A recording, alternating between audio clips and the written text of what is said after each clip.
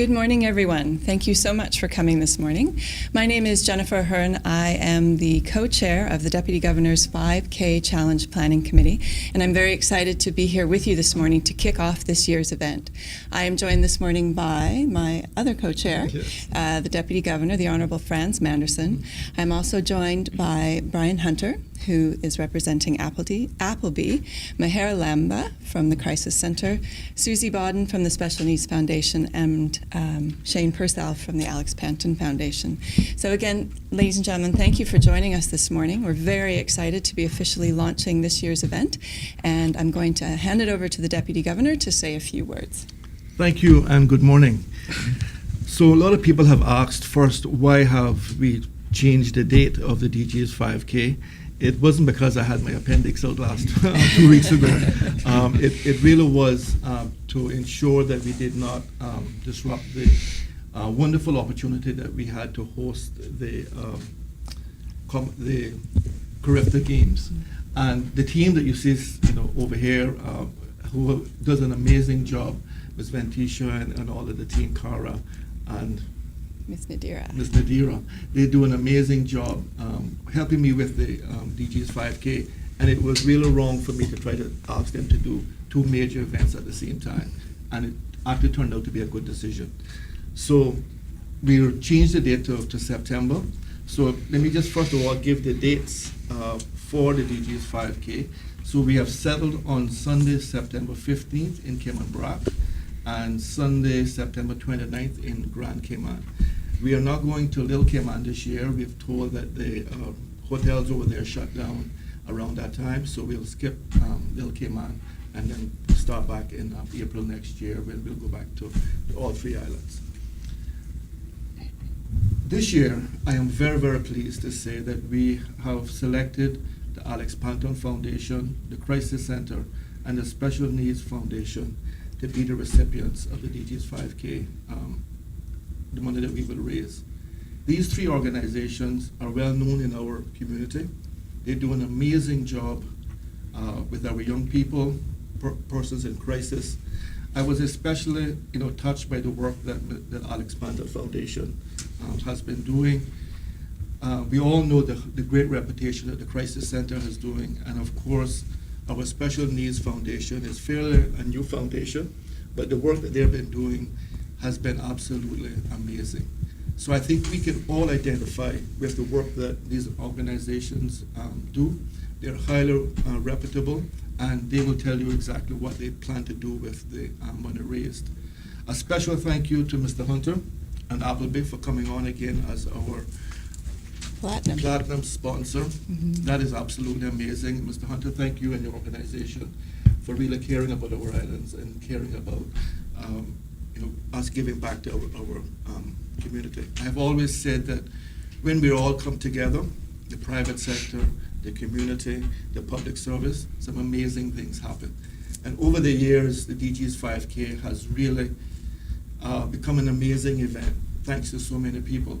Last year, we raised $8,000 and $9,000, and we're able to give money to Feed Our Future, to Meals on Wheels, and the Kiwanis Breakfast Program in Grand Cayman.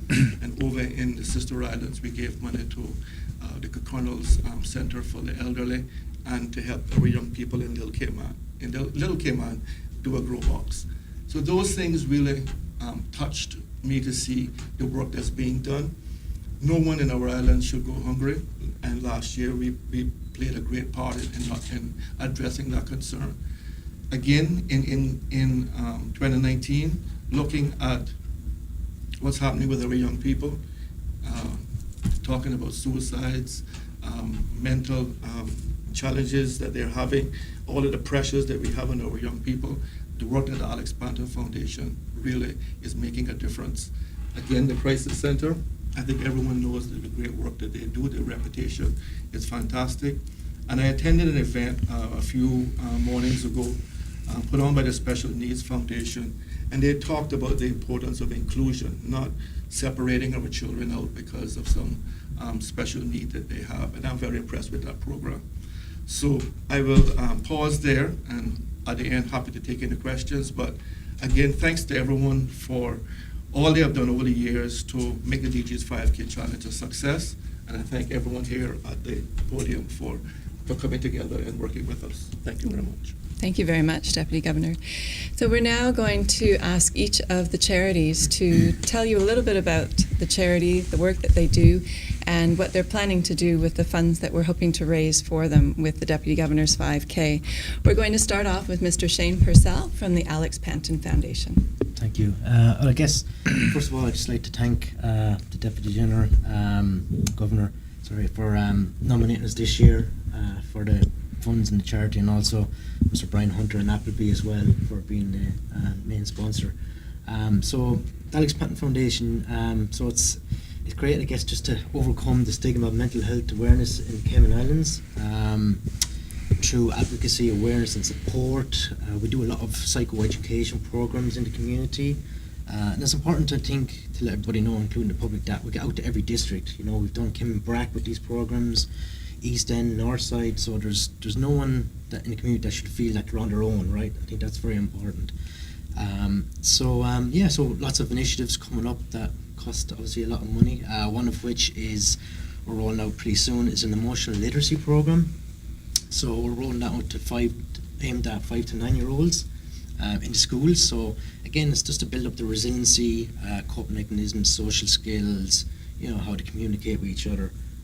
So again, resiliency I think is key. If we can get in early and build up the resiliency. So that's a program that we're looking forward to rolling out. We can then teach teachers in the schools and other senior members in different groups in the community that they'll also be able to teach the kids these programs. So that's the emotional literacy program.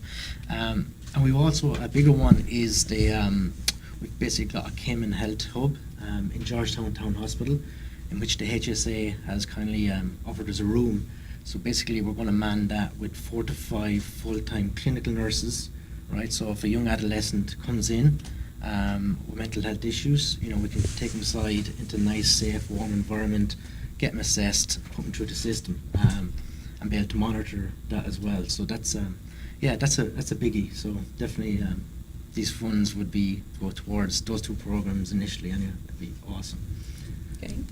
Thanks very much, Shane. And now I'm going to ask Mahara Lamba from the Crisis Centre to give us a few words. Thank you, and I just want to say thank you to all of you for choosing the Crisis Centre. We're so grateful, and we're always grateful for the ongoing support that we have from you, from the Cayman Islands government, and from the businesses in the Cayman Islands.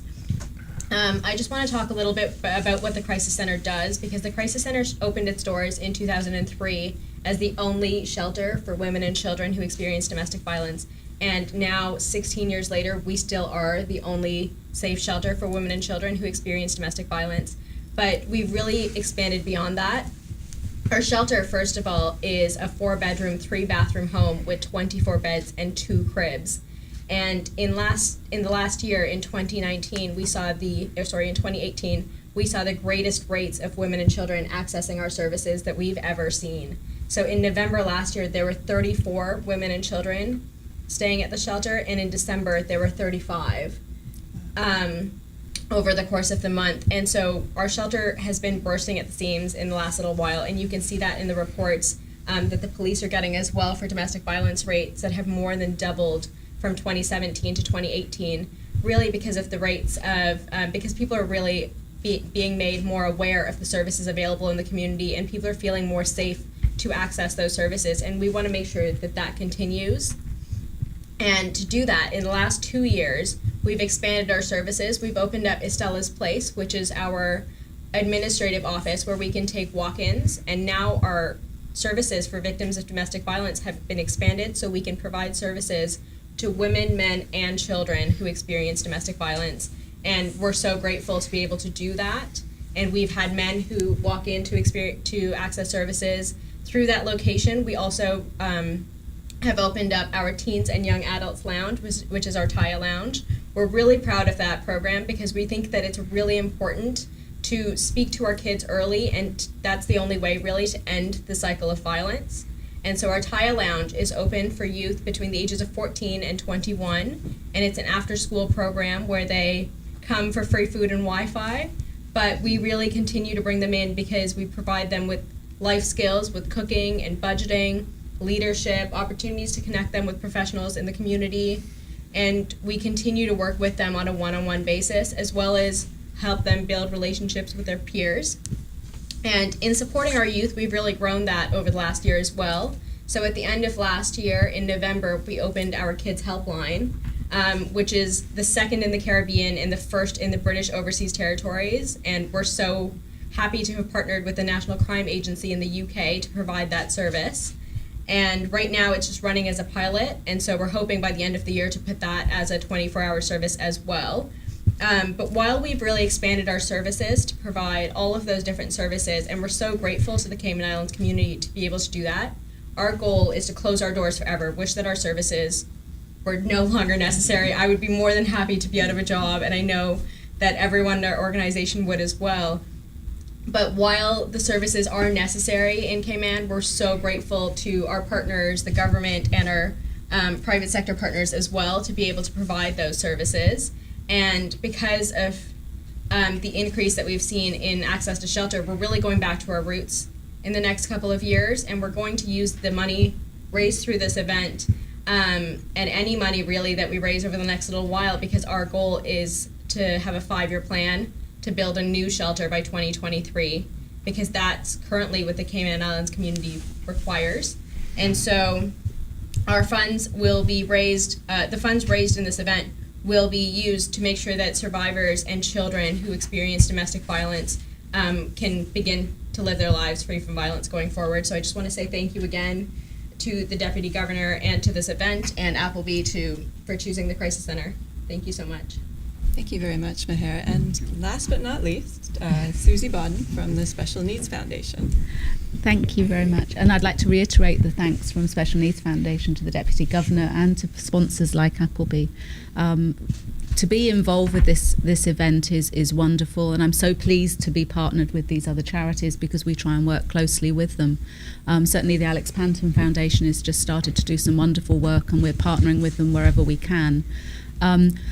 Special Needs Foundation has been around a little while, but in the last year we've sort of skyrocketed with the amount that we're able to do for our families. We have had a new facility just from last summer. We call it Our House because it's the first place that our families feel that they have somewhere they belong. It's like a home to them if they need support. And we have a wonderful parent lounge. Saturday mornings we have families come and children play, and parents can get a break and sit and have coffee and chat with other parents. We have chess club, science club, we have yoga, mindfulness, we have reading with therapy dogs on a Wednesday. We're doing wonderful what we call our core services for our families there. So having that facility has really helped us to increase what we're able to offer in the way of support, and some of that incorporates respite care for our families as well, which helps to keep them mentally well, and helps with the child protection work as well, because when families are at breaking point, that's when things go wrong. So our core services are great and really needed, but we've also just in the last few months started our inclusion program. And we have a team of specialists who are now working with government and private schools and anyone that wants support. We're doing lots of professional development for teachers, educators and parents. Some of that training happens at Our House. We have a small training room as well as a larger space that we can convert for bigger trainings. And we also go out directly to schools if they want the training on site. We're also doing coaching, in-class coaching. So if a school is willing to take a special needs child that maybe they weren't willing to take before, we are there to partner with them. We are there to support them, to hold their hand, to give them the skills they need to make that placement successful. And we're seeing, even just in the last few months, wonderful success with that, where, first of all, children who would have been... Schools sometimes have a fear that they won't be able to do the best for a child, so they suggest that maybe somewhere else would be more suitable. Unfortunately for our parents, sometimes that message is told to them time and time again from many schools, but some of those schools are now being a little bit more welcoming because they know that we're there to support them, and we're going in and actually giving them the skills, helping to make those placements successful. And it's made such a difference to some of our families, and certainly to the children. And some of the children that we used to see that were not having a great time now are placed in schools, they come to our activities, and the whole family is just so different, and then we see that family in the community, and their whole life has improved. And we know that once we have a child successfully placed in a school, and that school starts to feel confident that they can do a good job, then they open up more spaces. And the fact is, there's 50 years of evidence to show that if you include children, and I don't mean putting them in a separate room on the campus, I mean fully include them in the same classroom as their peers, everyone does better. The special needs child does better, but so does the typically developing child do better. They become better citizens. They have more empathy. They're just nicer people. And if you include children from very young into regular schools and into their community, because we're talking about inclusion across a lifespan. We're not just talking about their classroom time. We're talking about everything. Everywhere you go, you should be seeing our special needs community.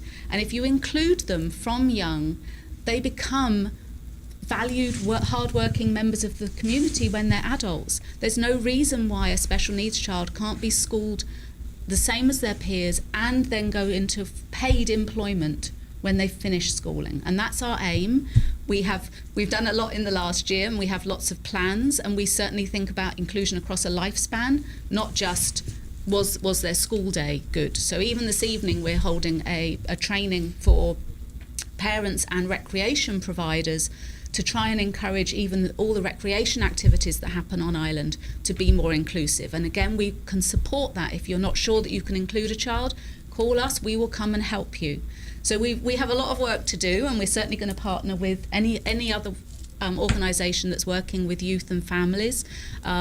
So we're very excited to have the publicity from this event, but also obviously the money as well. So thank you very much.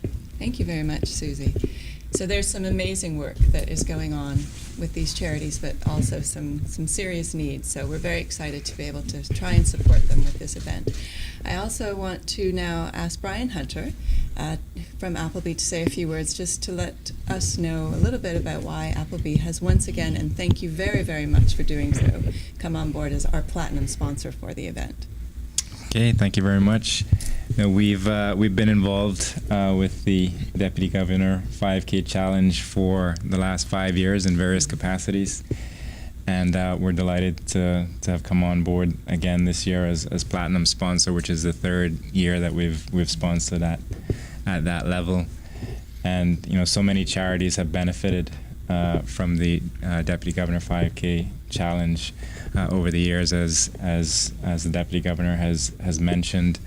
And we've seen the event go from strength to strength each year that we've been involved. And we certainly expect that trend to continue this year. And we're delighted to see another set of very worthy charities having been selected to benefit this year. The Deputy Governor does a wonderful job of selecting worthy charities to benefit from the event.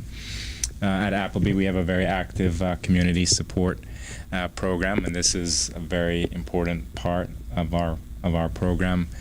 And we're happy to be involved, not just because of all the worthy charities that benefit, but because it's a wonderful event for our staff and their families to be involved in order to improve their health and fitness in the process. So we're very proud to be involved again as the platinum sponsor, and we look forward to contributing to another successful year for the event. Thank you so much, Brian. Before I open it up for Q&A, I'm just going to hand it back to the Deputy Governor for some final remarks. Thank you. Like you, I'm sure you've been moved by what you've heard from the Alex Panton Foundation, the Crisis Centre, the Special Needs Foundation. It's obvious why they have been selected for the work that they're doing. Very proud to be associated with these charities. They do make a difference in people's lives.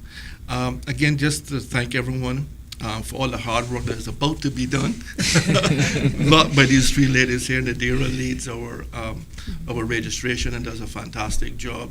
You're going to get a beautiful logo this year done by Miss Cara.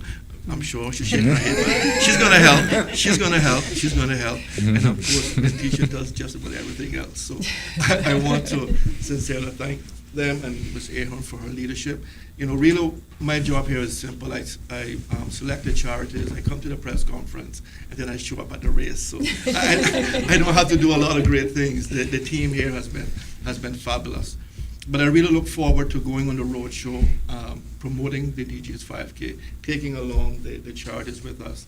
It was a great opportunity for them to showcase to the Cayman Islands what they're really doing and to bring awareness to these special areas that we all should be focusing on. So again, my sincere thanks to all of you, the media and everyone and of course Mr. Hunter for coming on board. Thank you very much. Okay, thank you, DG. Were there any questions? Franz, there's no shortage of charities on the Yes. site. Give me a sense of what process you go through to train. So some charities actually write to me and ask to be included. But mostly I, in my duties as Deputy Governor, I get to move around a lot. So I have always been known of the Crisis Centre for the amazing work that they did. And I really wanted, from actually a year ago, to bring them on. But last year we were dealing with sort of persons who feed our children. So that's where we were. So I'm really glad that I was able now to work with the Crisis Centre. And of course, I read about the work that Alex Panton was doing. I know the Pantons very well. I knew Alex. I certainly wanted to be part of that amazing work that they're doing. And listening to some of the statistics of what's going on with our young people, our teenagers, I just felt that this was something that we should be involved in. And like I said, many mornings ago, I attended a breakfast put on by the Special Needs Foundation. And there I was really moved to hear from our parents of children with special needs, to hear how some of the challenges that they're having, things that we take for granted with our children, that they're going to get accepted in school, that they're going to get invited to all the birthday parties, that they're going to just live a normal life. That is something that is a challenge for those parents. And I was really moved by the work that's being done to address that. We spoke about the inclusion. So I just thought it would be a great fit to bring all of these charities together. They do work, to do similar work, and to promote them and give them as much chance for success as possible. Okay. Any other questions? We do have a microphone if you have a question so that we can capture it for the recording. Is there a question in the back?